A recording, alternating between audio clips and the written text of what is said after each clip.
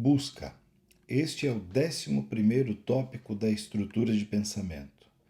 Busca seria então um sonho, um desejo, uma ambição, uma propensão, um direcionamento. Na verdade, busca é para onde a pessoa se direciona ao longo de sua vida. Dizem alguns que todos temos buscas, todos temos objetivos. Em filosofia clínica, será que é isso mesmo? Muito bem, vamos começar, como de costume, pela definição.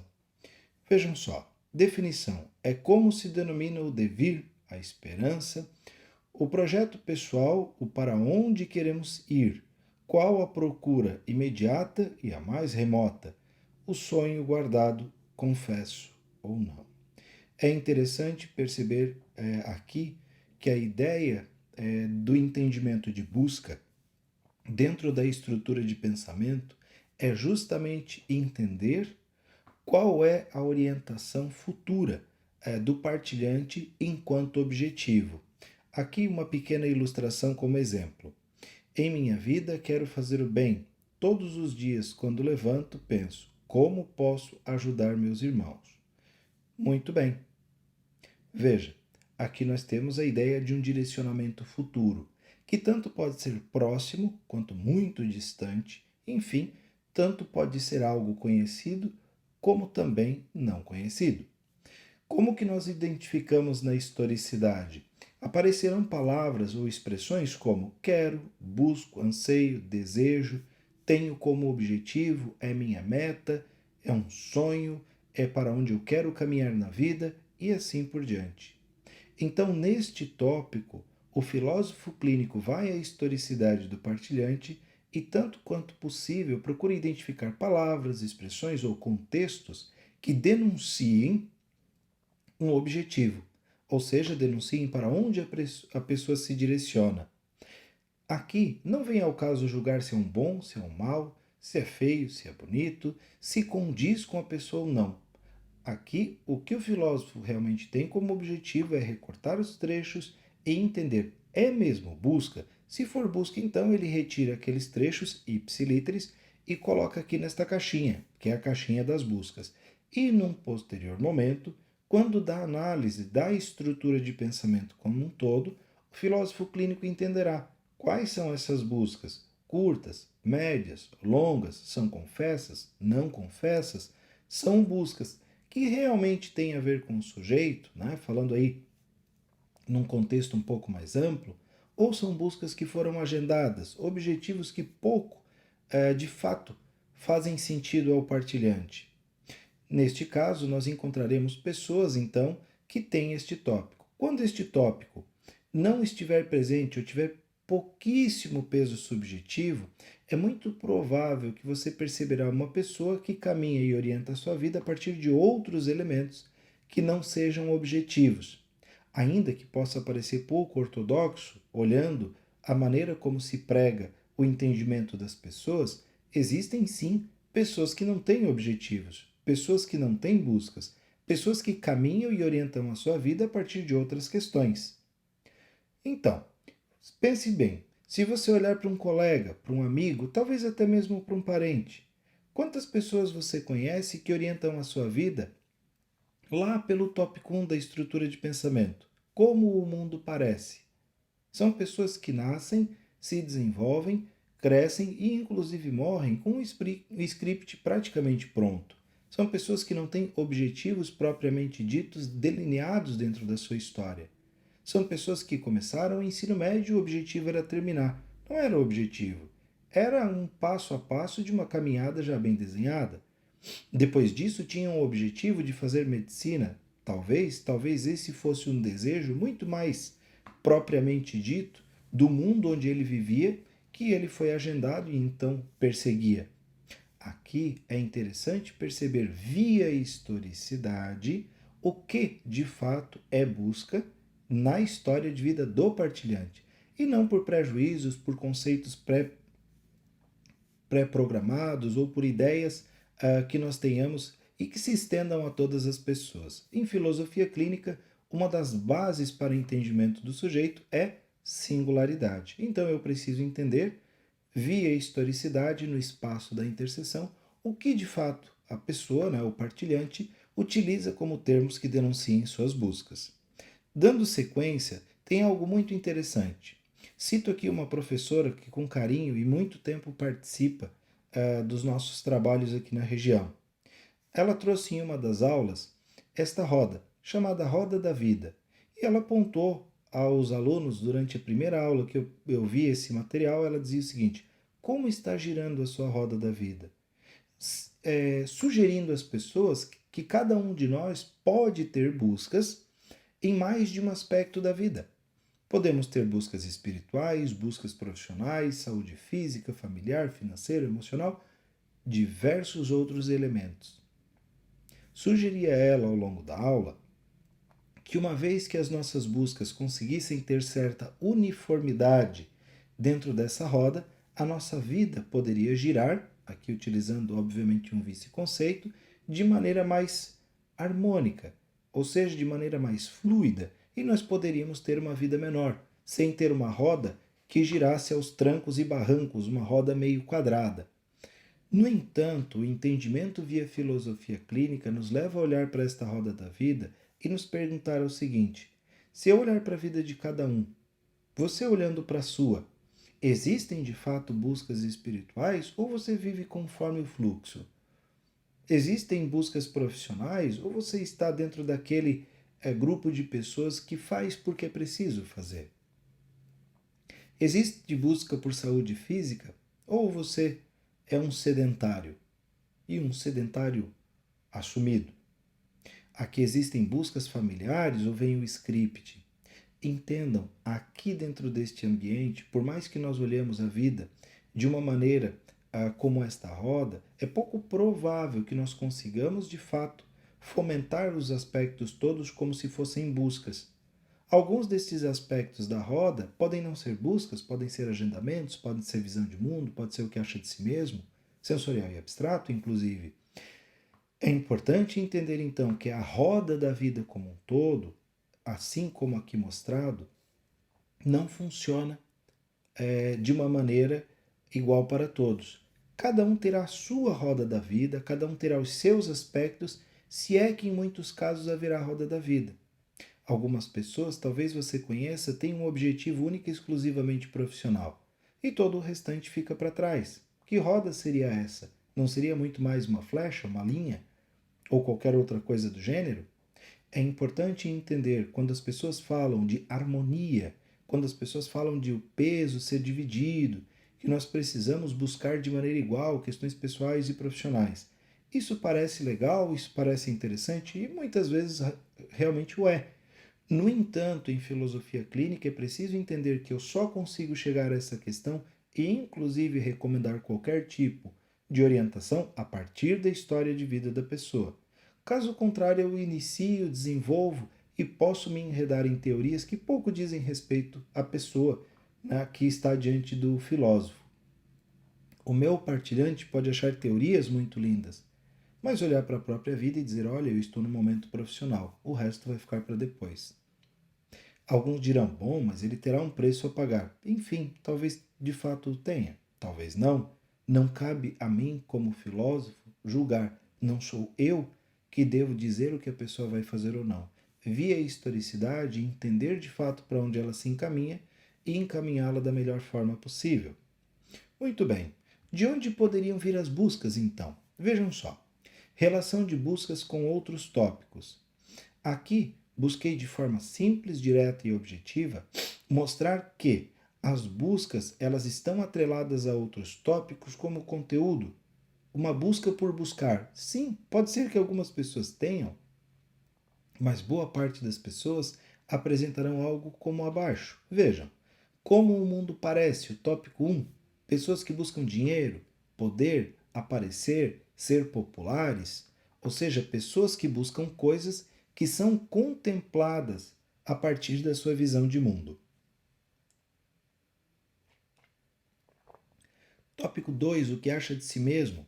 Pessoas que buscam atenção para si, se mostrarem, beleza, pessoas que buscam se engrandecerem dentro do meio, pessoas que buscam construir algo para deixar a sua marca na história. Pessoas com buscas sensoriais e abstratas, tanto que buscam prazeres físicos quanto aquelas que buscam as melhores ideias, boas elucubrações, bons desenvolvimentos teóricos. Pessoas com buscas afetivas, amor, carinho, felicidade, o amor de sua vida.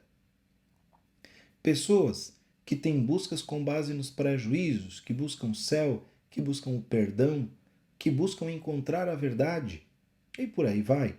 E pessoas que têm buscas ligadas a termos agendados no intelecto. Eis aqui algo interessante, inclusive, de exemplificar. O seu objetivo, a sua busca, o seu desejo é de fato seu? Será que não foi impregnado em você por alguém?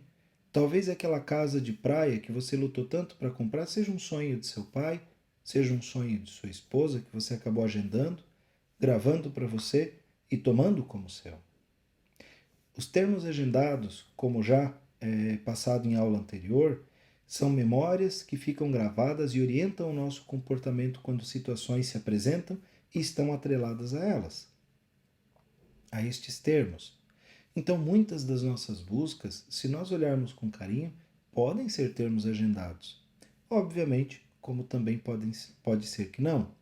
Aqui a recomendação é sempre a mesma. Se eu quiser saber se uma busca é um agendamento, se ela é minha mesmo, se ela é a partir da visão de mundo, enfim, por aí vai, eu preciso da história de vida da pessoa e identificar quando ela anuncia uma busca, um objetivo, um desejo, a que este desejo e essa busca estão atrelados.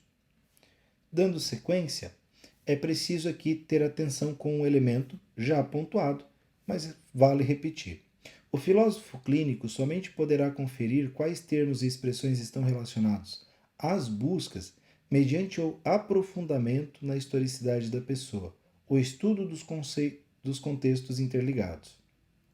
Ou seja, não é porque a pessoa disse, como eu queria subir a serra este final de semana, como eu queria trocar de carro, ou o meu desejo mesmo era ficar rico. Enfim, por aí vai, qualquer expressão que denuncie um objetivo. A priori, nós podemos considerar qualquer expressão como uma orientação futura. No entanto, é somente via historicidade que eu posso identificar o que realmente diz respeito a buscas. Se você prestar atenção, é possível que em muitos casos você encontre na história de vida da pessoa palavras e expressões que denunciem busca, mas que de fato sejam vazios, são apenas força de expressão, são apenas falas da pessoa que ela repete dado o contexto onde ela está. Então, este cuidado livra o filósofo clínico de alguns enganos. Livra inclusive o filósofo clínico de lidar com o engano de talvez estar observando uma busca e em alguns casos sequer estar passando perto disso. Em alguns casos ele pode estar lidando com o termo agendado. Esta confusão, na prática da filosofia clínica, pode custar um pouquinho caro ao filósofo. Quando do não entendimento, quando o filósofo não tiver clareza de onde vem, a que está atrelado e se de fato é uma busca, duas ferramentas clínicas são muito importantes. Dados divisórios, para configurar de maneira mais ampla o contexto, ter mais conteúdo, e também o uso de enraizamentos, que são perguntas específicas que têm orientação para maior profundidade sobre o assunto e entendimento mais específico daquilo que se passa. Algumas pessoas podem dizer que buscam algo há muito tempo, mas a história pode mostrar algo apenas momentâneo. Muito comum acontecer de a pessoa dizer, nossa, o sonho da minha vida é tal coisa. Só que se você olha para a história de vida dela, pouco provável. Na verdade, a pessoa elabora isto como um objetivo, como um desejo, a partir do contexto específico no qual ela vive. Então, é algum problema? Não, não é. É uma característica. O cuidado que se precisa ter aqui é que esta pessoa que elabora buscas a partir do contexto, obviamente, uma vez que o contexto mude, o objetivo pode mudar. Então, a pessoa diz buscar há muito tempo querer determinadas coisas, no entanto, essas coisas podem no dia seguinte, enfim, no mês seguinte, conforme a mudança de contexto, também podem se mudar esses quereres. Então, um pouco de cuidado, certo? Algumas buscas não aparecem como buscas antes de acontecerem. Aqui nós temos duas situações bastante interessantes. A primeira situação é de fato de pessoas que têm anseios e que dizem abertamente: olha, eu tenho um objetivo na vida, ainda não sei qual é, mas quando eu chegar lá, muito provavelmente eu vou saber que cheguei. Quase que como um espaço a ser preenchido por algo que ela entende que na caminhada ela vai encontrar. No entanto, outras pessoas já são bem diferentes. São pessoas que anunciam um vazio existencial e a busca por este elemento. Dizem o seguinte: me falta algo, eu tenho uma sensação de vazio e de algo que precisa preencher esse vazio. Estas pessoas saem em busca de elementos específicos, algumas no ambiente religioso, outras no ambiente profissional, outras ainda no ambiente afetivo. Aqui tanto faz qual a orientação, é uma pessoa que entende haver um vazio interno que precisa ser preenchido.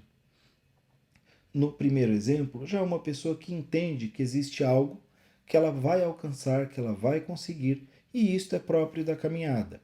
Tanto num caso quanto outro, repetindo uma das máximas da filosofia clínica, não é problema, não é dificuldade, não é algo condenável. São características, são possibilidades que a gente pode encontrar dentro daquilo que nós chamamos de buscas, o 11º tópico da estrutura de pensamento. Então, seguindo com mais um exemplo, nós temos aqui uma questão muito interessante. Parar de buscar e deixar a vida correr a partir da aposentadoria. O que parece socialmente, o que parece sensato socialmente pode não ser para a pessoa. Veja, muitas pessoas apontam o seguinte: o grande sonho da minha vida é a aposentadoria. Eu vou parar, eu vou para a praia, eu vou construir uma casinha por lá e então vou tocar a minha vida, levantando para ir caminhar à beira da praia, fazendo uns esportes, uns exercícios, recebendo a família, lendo um bom livro, tomando um bom chá e por aí vai. No entanto, quando a aposentadoria chega, a pessoa não consegue parar. Ela não consegue descansar, propriamente dito, como ela anuncia ao longo da sua história, porque ela precisa continuar trabalhando. Por que colocar isso? Porque algumas pessoas constroem objetivos que não dizem respeito à sua estrutura de pensamento. Ou seja, aquilo que elas desejam não é exatamente a propensão de para onde elas caminham. Algumas pessoas podem querer desacelerar, podem querer fazer outras coisas, mas não querer parar. Essa sensatez pessoal, em muitos casos, é solenemente ignorada em prol de uma sensatez social. São pessoas que muitas vezes colocam data de validade para o seu trabalho, para a sua profissão, para aquilo que fazem. Como alguns executivos colocaram, e alguns destes eu os conheço, vou parar de trabalhar com tantos anos de idade e depois vou tocar a minha vida. O tocar a vida é arrumar outros negócios, arrumar outras encrencas para se incomodar, ou enfim, outros desafios para enfrentar, ou simplesmente arrumar outras coisas para fazer. Parece óbvio, mas não é. Quando ele aponta o descanso, quando ele aponta a aposentadoria como o final, na verdade ele aponta mais um dos pontos da linha, porque para ele o final não é a saída da empresa, não é fazer o processo de sucessão. Assim como para muitos trabalhadores, para muitos autônomos, também é a mesma coisa. Quando se aposentam, precisam de um hobby, precisam de uma atividade extra, precisam de um desafio que mantenha o sentido da vida, porque parar pode ser literalmente perder o sentido de vida. E ao perder o sentido, alguns casos perdem inclusive a vida. Cuidado com a sensatez social, ela pode de fato ser uma contradição em relação à sensatez pessoal. Algumas coisas a pessoa mantém não porque busca, mas porque segue o movimento inercial de não buscar. Olha só um bom exemplo disso: permanecer num emprego que não gosta, por exemplo. Imagina que algumas pessoas não permanecem no emprego por adorar a empresa, por gostar do que fazem, mas simplesmente por olhar para si próprios e dizer: olha, eu não sei fazer outra coisa. Eu tenho medo de sair para o mercado e procurar outra oportunidade. E aí ela mesma formula: então eu busco continuar por aqui. Ou seja, a inércia é aquilo que mantém a pessoa onde ela está. Caso contrário, se em algum momento ela haver uma outra oportunidade ou entender que é possível avançar para outros horizontes, ela vai buscar. Estes casos em alguns destes casos, é muito complicado. São pessoas que passam 5, 10, 15, 20 anos dentro de uma empresa pela inércia de não buscarem outras coisas e permanecerem no movimento, na direção em que estavam. Quem está do lado e quem está ao redor muitas vezes vê busca por crescimento, busca por oportunidades dentro da empresa. No entanto, não é assim. É apenas forma, conteúdo, via historicidade se percebe vazio. Isso é um problema? Novamente, não. Para muitas pessoas, a permanência onde elas estão, por mais que demonstrem socialmente ou para si próprias como algo ruim, é aquilo que as mantém de pé. Caso fossem desligadas, caso tivessem o seu emprego retirado, poderiam passar por problemas bastante sérios. Aqui não convém julgar, aqui não convém emitir qualquer tipo de opinião ou juízo de valor a respeito destas pessoas ou comportamentos.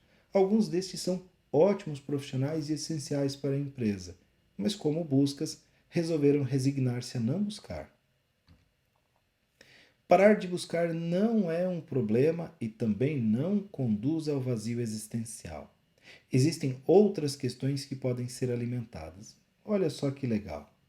Aqui no caso, alguém que se aposenta, por que tem que continuar buscando profissionalmente? Por que não pode simplesmente se dedicar aos netos, se dedicar à família? Em alguns outros casos, por que não se dedicar a viajar, conhecer o mundo, aprender inglês, tocar piano? Fazer outras coisas que talvez uma vida inteira não tenham propiciado. Aqui, quando o partilhante tem buscas como determinante, que são o norte da vida dele, é importante entender o filósofo clínico que esta pessoa precisa de horizontes, precisa entender o próximo passo, ou pelo menos ter claro para onde ela está se direcionando. Como que uma pessoa que já tem busca como determinante, tem os seus objetivos, poderia vir para o consultório? Entre outras coisas, por situações como esta. Uma senhora que deixa a vida de executiva, deixa a sua vida profissional em algum lugar qualquer e passa a cuidar dos netos. E se questiona se de fato isso é ter um objetivo, se de fato isso não é um vazio, se de fato isso não é deixar a vida de lado. Em alguns casos, o filósofo precisa, junto com a pessoa, redesenhar o caminho, redesenhar o trajeto e, de fato, mostrar novos pontos de chegada, novas linhas a serem obtidas. Nestes casos, a pessoa pode sim repensar e reorientar a sua vida.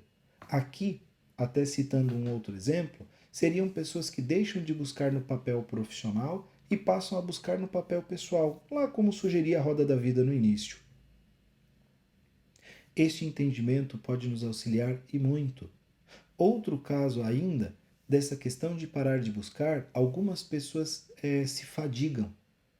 E a fadiga é tão grande que quando chega ao final da vida profissional, uma aposentadoria, tanto por sua conta quanto por conta do governo, algumas apenas dizem: agora deu, eu não quero mais buscar, não preciso mais de objetivo, passei uma vida inteira correndo atrás de algo, agora vou viver um dia após o outro. Ela tem outras coisas para alimentar, tem outras coisas para viver.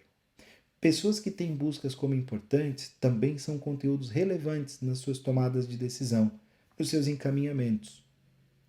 A depender a que tópicos essas buscas estão atreladas, a pessoa tem direcionamentos diferentes.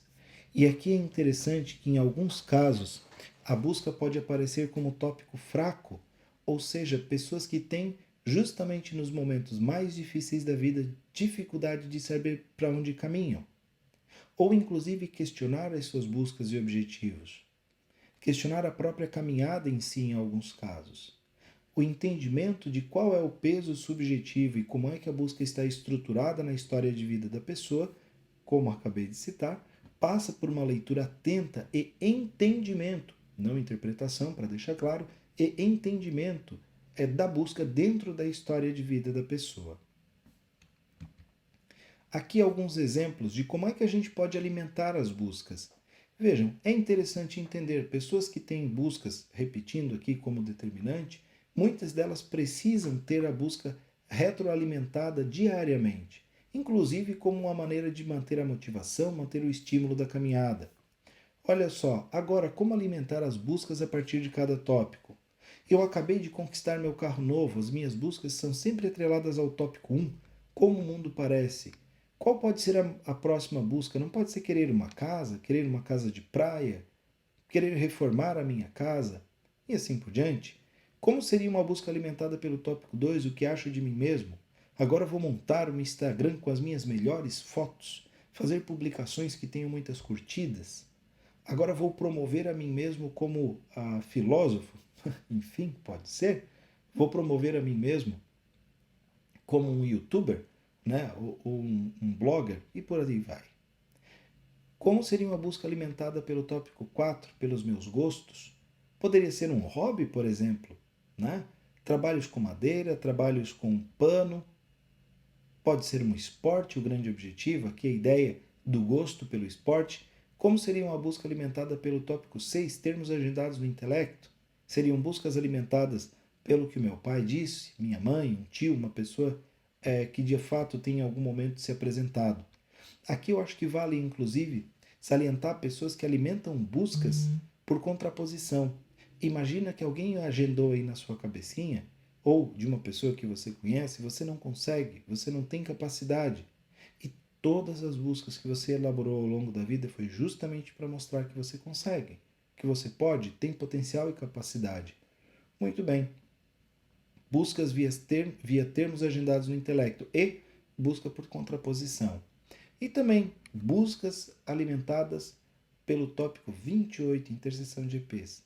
São aquelas buscas que se apresentam e tomam grande parte da nossa vida quando nós estamos em grupos, né? Em interseção com outras pessoas ou com outra pessoa.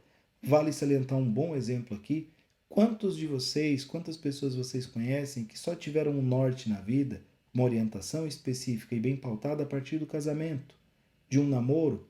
Alguns dizem ainda, de maneira muito clara ao longo dos atendimentos, eu me encontrei na vida e defini o meu objetivo quando eu encontrei tal pessoa.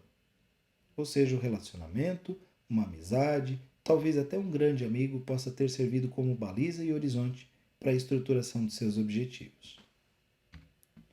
Aqui então nós temos o final da nossa aula. A ideia era mostrar como identificar e quais seriam algumas das possibilidades de identificação das buscas na estrutura de pensamento do partilhante. Ficamos por aqui. Até mais.